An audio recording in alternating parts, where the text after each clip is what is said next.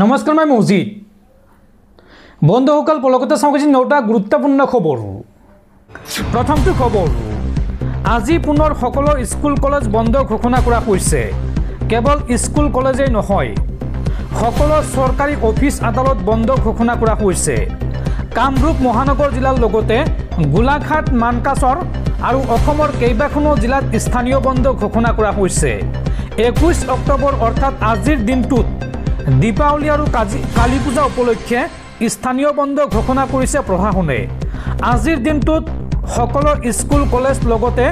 চৰকাৰী কাৰ্যালয় আদালত সকলো বন্ধ ঘোষণা কৰা হৈছে পৰৱৰ্তী খবৰ জুবিন গাৰ্গৰ মৃত্যুৰ তদন্ত কৰিবলৈ অৱহেলাত অসমৰ পৰা ছিংগাপুৰ পালেগৈ এছআইটিৰ দল হোটেল ইয়াত সকলোতে চলিব এছআইটিৰ অনুসন্ধান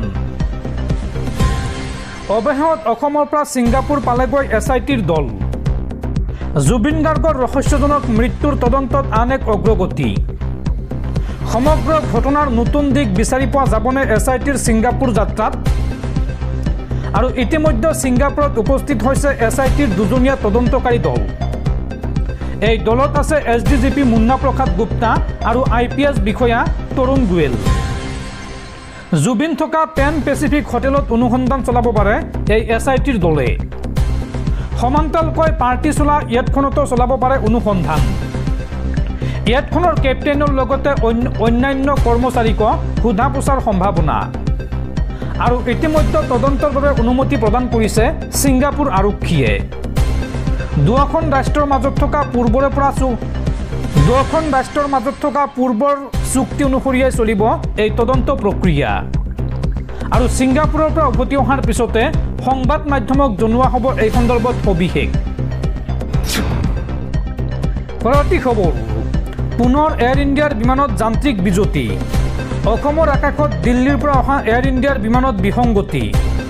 যাৰ বাবে ডিব্ৰুগড়ৰ মোহনবাৰী বিমানবন্দৰত অৱতৰণ কৰিব নোৱাৰি উভতি গ'ল বিমান সোমবাৰে বিয়লি 2:20 বিমানবন্দৰত অৱতৰণ কৰিবলগীয়া আছিল এই বিমানখনে কিন্তু যান্ত্ৰিক বিজুতি ধৰা পৰাত বৰজাৰ বিমানবন্দৰত জৰুৰী অৱতৰণ এই বিমানখনৰ দৰ্শকসকল আৰু বহুতো গুৰুত্বপূৰ্ণ খবৰ আছে তাৰ আগতে আপোনাক জনাওঁ যে যদি আপুনি এতিয়ালৈকে এইটো ভিডিঅ'ত লাইক কৰা নাই তেন্তে এতিয়াই ভিডিঅ'টোত লাইক কৰি দিয়ক আৰু এনেকুৱা ধৰণৰ ভিডিঅ' মই নিতৌ চাবলৈ চেনেলটো ছাবস্ক্ৰাইব কৰি কাষত থকা বেল আইকনটো প্ৰেছ কৰি ৰাখক পৰৱৰ্তী খবৰ জুবিন গাৰ্গৰ সমাধি ক্ষেত্ৰৰ নাম হ'ব লাগে জুবিন ক্ষেত্ৰ সোণাপুৰৰ সমাধিস্থলীৰ নাম জুবিন ক্ষেত্ৰ কৰাৰ প্ৰস্তাৱ পত্নী গৰিমা শইকীয়া গাৰ্গৰ শ্ৰীমন্ত শংকৰদেৱ কলাক্ষেত্ৰত অনুষ্ঠিত জুবিন গাৰ্গ সমাধি নিৰ্মাণ সমিতিৰ প্ৰথমখন বৈঠকত এই প্ৰস্তাৱ পত্নী গৰিমা শইকীয়া গাৰ্গৰ পৰৱৰ্তী খবৰ বলিউডৰ বৰ্ষীয়ান অভিনেতা গোবৰ্ধন আছানীৰ দেশবাহান 84 বছৰ বয়সত মৃত্যু হয় অভিনেতাগৰাকীৰ উল্লেখযোগ্য যে দীৰ্ঘদিন ধৰি অসুস্থ হৈ আছিল অভিনেতাগৰাকী আৰু অভিনেতাগৰাকীৰ মৃত্যুত এতিয়া শোকস্তব্ধ সমগ্ৰ বলিউড জগত পৰৱৰ্তী খবৰ অসমৰ সত্ৰৰ বেদখল ভূমিক লৈ চৰকাৰৰ বৃহৎ পদক্ষেপ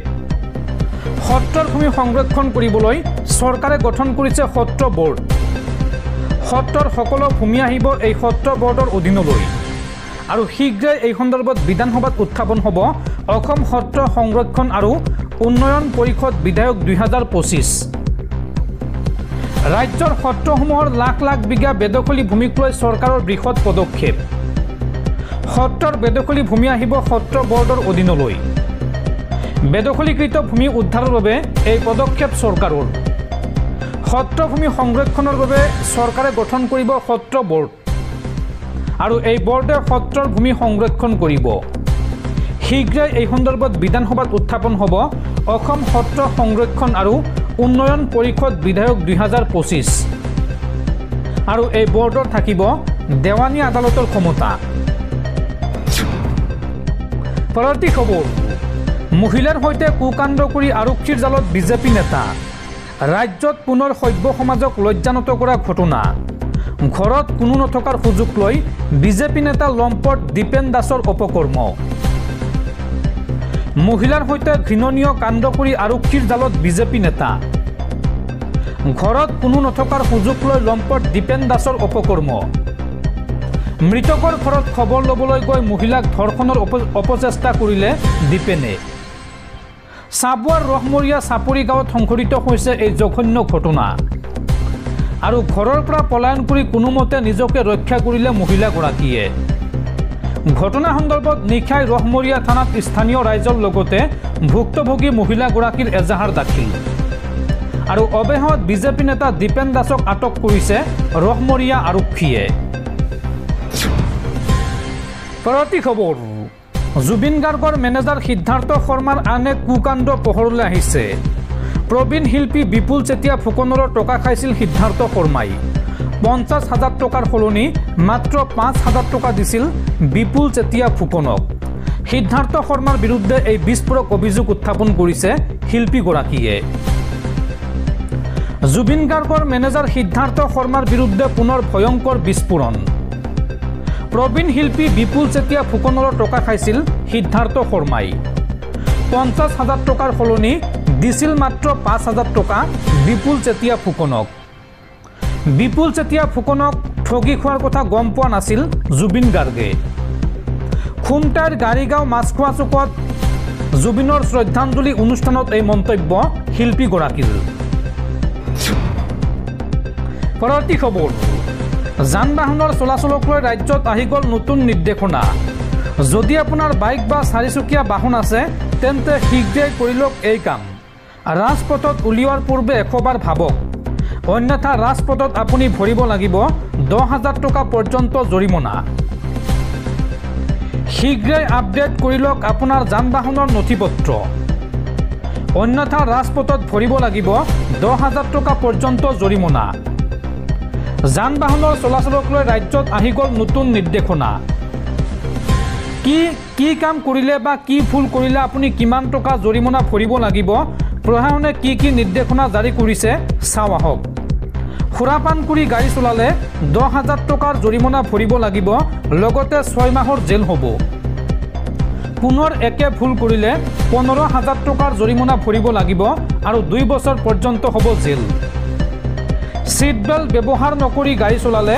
1,000 টকাৰ জৰিমনা হ'ব হেলমেট নোহোৱাকৈ বাইক চলালে 1,000 টকাৰ জৰিমনাৰ লগতে 3 মাহলৈ বাতিল হ'ব লাইসেন্স হেলমেট নোহোৱাকৈ যদি আপুনি বাইক বা দুচকীয়া বাহন চলায় তেন্তে 1,000 টকাৰ জৰিমনা ভৰিব লাগিব লগতে 3 মাহলৈ বাতিল হ'ব আপোনাৰ লাইসেন্স মোবাইল ফোন ব্যৱহাৰ কৰি গাড়ী চলালে 5,000 টকাৰ জৰিমনা ভৰিব লাগিব লাইসেন্স নোহোৱাকৈ গাড়ী চলালে 5,000 টকাৰ জৰিমনা ভৰিব লাগিব দুচকীয়া বাহনত 3 জন উঠিলে 1,000 টকাৰ জৰিমনা ভৰিব লাগিব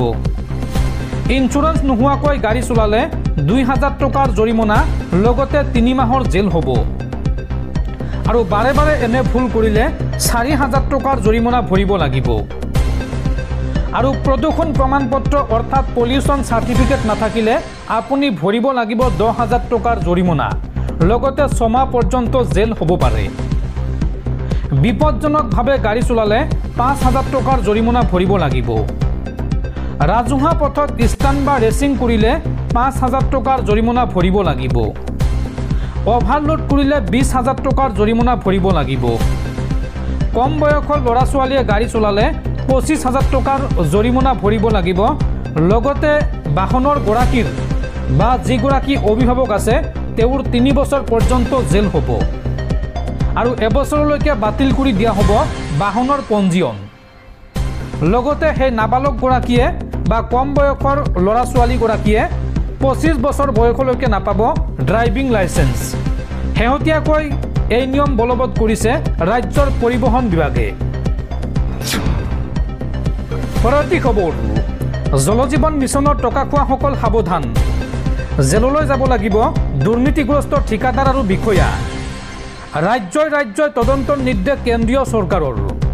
সকলো ৰাজ্যৰ মুখ্য সচিবৰ পৰা এই সন্দৰ্ভত বিচাৰিলে বিশেষ প্ৰতিবেদন যদি দুৰ্নীতিৰ উমান পায় দুৰ্নীতি দেখা পায় তেন্তে ৰুজু হ'ব গোচৰ আৰু গ্ৰেপ্তাৰ হ'ব দুৰ্নীতিগ্ৰস্ত ঠিকাদাৰ আৰু বিষয়া পৰৱৰ্তী খবৰ স্বামীক এৰি যোৱা পত্নী স্বাৱলম্বী হ'লে এতিয়াৰ পৰা ভৰণ পোষণৰ বাবে স্বামীক দাবী কৰিব নোৱাৰিব ধন বিবাহ বিচ্ছেদক লৈ এই গুৰুত্বপূৰ্ণ ৰায়দান দিল্লী উচ্চ ন্যায়ালয়ৰ। স্বামীক এৰি যোৱা পত্নী স্বাৱলম্বী হ'লে এতিয়াৰ পৰা স্বামীক দাবী কৰিব নোৱাৰিব ভৰণ পোষণৰ বাবে ধন। এটা গোচৰ সন্দৰ্ভত এই ভাষ্য আগবঢ়ালে দিল্লী উচ্চ ন্যায়ালয়ে। পত্নী যদি আৰ্থিকভাৱে সবল হয় তেন্তে স্বামীৰ পৰা ধন খুজিব নোৱাৰিব পত্নীয়ে। এই গুৰুত্বপূৰ্ণ মন্তব্য দিল্লী উচ্চ ন্যায়ালয়ৰ। বিবাহ বিচ্ছেদৰ এক গোচৰ সন্দৰ্ভত এই ৰায় দিছে দিল্লী উচ্চ ন্যায়ালয়ে। আত্মনিৰ্ভৰশীল বিবাহ বিচ্ছেদিত মহিলাই দাবী কৰিব নোৱাৰিব স্বামীৰ পৰা ধন। লাভান্বিত হোৱাৰ আশাত বৰ্তমান সময়ত পৰম্পৰা হৈ পৰিছে বিবাহ বিচ্ছেদ। আদালতৰ ভাষ্য যে আৰ্থিক লাভ হোৱাৰ বাবেই কৰিলে বিবাহ বিচ্ছেদ। বিবাহ বিচ্ছেদ কৰি আইনৰ জৰিয়তে স্বামীৰ পৰা ধন দাবী কৰাটো বৰ্তমান সময়ত পৰম্পৰা হৈ পৰিছে। সেয়ে পত্নী বা সেই মহিলাগৰাকী যদি আৰ্থিকভাৱে স্বাৱলম্বী হয় বা আত্মনিৰ্ভৰশীল হয় তেন্তে সেই মহিলাগৰাকীয়ে স্বামীৰ পৰা ধন দাবী কৰিব নোৱাৰিব। এই গুৰুত্বপূৰ্ণ ৰায়দান দিল্লী উচ্চ ন্যায়ালয়ৰ।